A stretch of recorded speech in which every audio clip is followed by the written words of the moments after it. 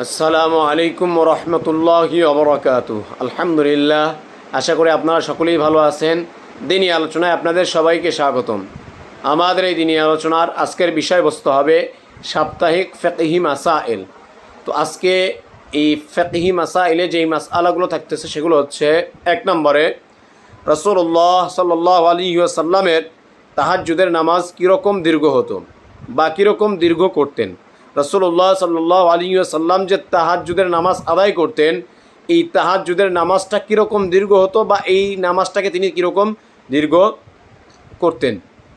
এ প্রশ্নের উত্তর হচ্ছে, রাসূলুল্লাহ সাল্লাল্লাহু আলাইহি ওয়াসাল্লামের তাহাজ্জুদের নামাজের কিয়াম খুবই দীর্ঘ হতো। তাহাজ্জুদের নামাজ যে পড়তেন এর দাঁড়ানোটা, কিয়ামটা খুবই দীর্ঘ হতো। এমনকি কখনো কখনো তার পা মোবারক ফুলে যেত। তার এই নামাজ আদায়ের কারণে এত পরিমাণে দীর্ঘক্ষণ তিনি কিয়াম করতেন, দণ্ডায়মান থাকতেন যে তার পা মোবারক ফুলে যেত। তিনি এই নামাজকে কখনো কখনো 4 রাকাত বিশিষ্ট, মানে 4 রাকাত যে পড়তেন, এই নামাজগুলোকে তিনি যে প্রথমে কখনো কখনো 4 রাকাত পড়তেন তাহাজ্জুদের নামাজ। তার প্রথম রাকাতে সূরা বাকারা, দ্বিতীয় রাকাতে সূরা আল ইমরান, তৃতীয় রাকাতে সূরা নিসা, চতুর্থ রাকাতে সূরা মাইদা পড়তেন। এত পরিমাণে তিনি দীর্ঘ নামাজ আদায় করতেন। শুধু কি তাই না, রাসূলুল্লাহ সাল্লাল্লাহু আলাইহি ওয়াসাল্লামের কিয়াম অর্থাৎ দাঁড়ানোটা যত দীর্ঘ হতো, তার রুকুটাও ওই পরিমাণে দীর্ঘ হতো। এরপরে রুকুর থেকে সোজা হয়ে যে দাঁড়াইতো, এই দাঁড়ানোটাও ওই পরিমাণে দীর্ঘ হতো। এরপরে আবার তিনি সিজদা করতেন, বৈঠক করতেন, এই সবগুলাই দণ্ডায়মানে যতটুকু পরিমাণে দীর্ঘ করতেন ততটুকু পরিমাণ এগুলোকেও দীর্ঘ করতেন। আবার কখনো কখনো রাসূলুল্লাহ সাল্লাল্লাহু আলাইহি ওয়াসাল্লাম এক রাকাতেই এই 4টি সূরাকে একত্রিত করে পাঠ করতেন। সুবহানাল্লাহ। এই ছিল রাসূলুল্লাহ সাল্লাল্লাহু আলাইহি ওয়াসাল্লামের তাহাজ্জুদ নামাজের দীর্ঘতম নামাজ। রাসূলুল্লাহ সাল্লাল্লাহু আলাইহি ওয়াসাল্লাম এরকমভাবে দীর্ঘতম দণ্ডায়মান হয়ে তিনি তাহাজ্জুদের নামাজ আদায় করতেন। 2 নম্বর প্রশ্ন, সাহাবাদের নামাজ কেমন দীর্ঘ হতো। এ প্রশ্নের উত্তর হচ্ছে, সাহাবাদের নামাজ কেমন দীর্ঘ হতো এটা আমরা যদি হযরত ওসমান রাদিয়াল্লাহু তাআলা আনহুর দিকে তাকাই তাহলে আমরা জানতে পারবো। হযরত ওসমান রাদিয়াল্লাহু তাআলা আনহু বিতরের 1 রাকাত নামাজে তিনি কোরআনে কারীমকে খতম করেছেন। সুবহানাল্লাহ। বিতরের 1 রাকাত নামাজেই তিনি পুরো কোরআনকে খতম করে ফেলেছেন। তো এই পরিমাণে সাহাবায়ে কেরামদেরও নামাজ দীর্ঘতম হতো। সুবহানাল্লাহ। 3 নম্বর প্রশ্ন, কতটুকু পরিমাণ দীর্ঘ করা নামাজ মুস্তাহাব।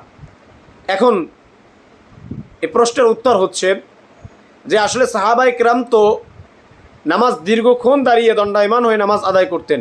রাসূলুল্লাহ সাল্লাল্লাহু আলাইহি ওয়াসাল্লামও দীর্ঘক্ষণ দাঁড়িয়ে দণ্ডায়মান হয়ে নামাজ আদায় করতেন। এখন আমাদের দ্বারা তো এটা সম্ভব না, তাহলে মুস্তাহাব কোনটা? তাদের মতো ইমানদার তো আর আমরা না, তাদের মতো কষ্ট করে তাদের মতো নামাজে তো আর আমরা মজা পাই না। এই জন্য আমাদের জন্য কতটুকু দাঁড়ানো, কতটুকু দীর্ঘ করা দণ্ডায়মান, এটা মুস্তাহাব।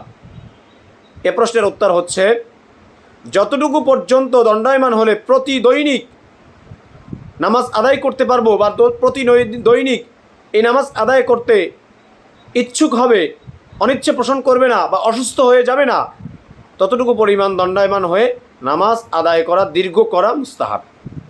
অর্থাৎ আমি আজকে নামাজে দাঁড়িয়ে অর্ধেক কোরআন পড়ে ফেললাম, কিন্তু কালকে দেখা গেল আমার পাও ফুলে একদম নামাজ শেষ। পরের দিন আর আমি তাহাজ্জুদের নামাজ তো দূরের কথা, অন্য কোনো নামাজই পড়তে পারতেছি না, এরকমটা নয়। আজকে যতটুকু পড়লে, দীর্ঘ করে পড়লে আমি প্রতিদিনই এরকমভাবে পড়তে পারবো, এতটুকু পরিমাণ দীর্ঘ করে নামাজ আদায় করা মুস্তাহাব। 4 নম্বর প্রশ্ন,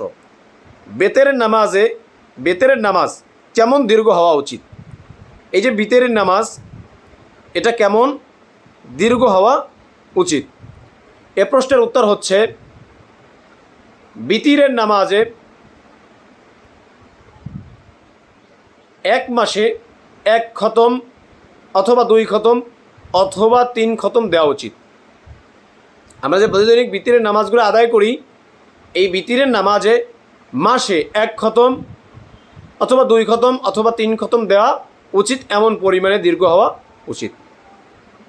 5 নম্বর প্রশ্ন, সাহাবাদের বিতরের নামাজ কেমন দীর্ঘ হতো, সাহাবায়ে কেরাম যে বিতরের নামাজ আদায় করতেন এটা কেমন দীর্ঘ হতো। আমরা একটা আগেই জেনে আসছি যে ওসমান রাদিয়াল্লাহু তাআলা আনহু তিনি এক রাকাতেই কোরআনে কারীমকে খতম করে ফেলেছেন। তো অন্যান্য সাহাবায়ে কেরামও কি এরকম পড়তেন?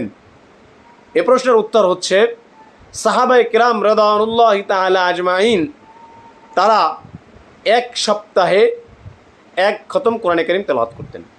বিতরের নামাজে এক সপ্তাহে মানে 7 রাত্রিতে এক খতম কোরআন শেষ করতেন, সমাপ্ত করতেন। তারা বিতরের নামাজ আদায় করতেন এমনভাবে যে 7 রাত্রিতেই তাদের এক খতম কোরআনে কারীম খতম হয়ে যেত, কোরআনে কারীম তেলাওয়াত করা হয়ে যেত। তানারা প্রথম রাত্রে সূরা বাকারা, সূরা নিসা, সূরা আল ইমরান পাঠ করতেন। দ্বিতীয় রাত্রে তারা এরপরে 5টি সূরা তারা তেলাওয়াত করতেন। এরপরে তৃতীয় রাত্রে এরপরে 7টা সূরা তারা তেলাওয়াত করতেন। এরপরে চতুর্থ রাত্রে তারা 9টা সূরা তেলাওয়াত করতেন। পঞ্চম রাত্রে তারা 11টা সূরা তেলাওয়াত করতেন।